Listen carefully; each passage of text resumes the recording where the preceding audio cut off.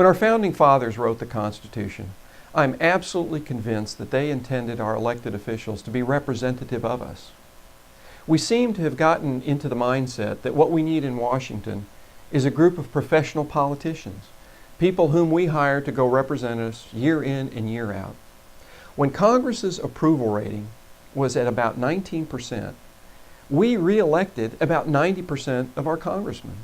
I have a hard time understanding how that works, but I think the general notion is we want all those people out of office except the people we've elected in our district because they're our friends.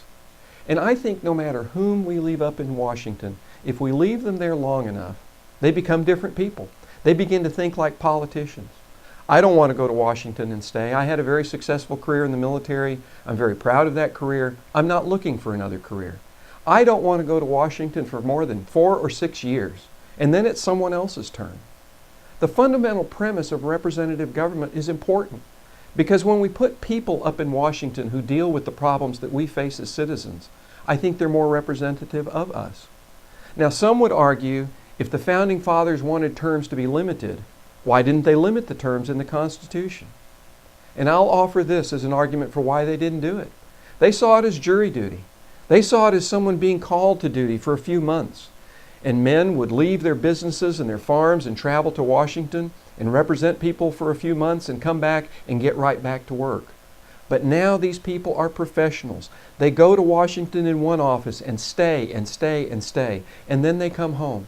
Our founding fathers could not have envisioned this time when we would be paying our elected representatives a very generous wage, $174,000 a year, and when they would be living up there permanently and trying to pretend to be our representatives. I don't think that's representative government. We need term limits, and I will sponsor efforts for term limits because I want to be term limited.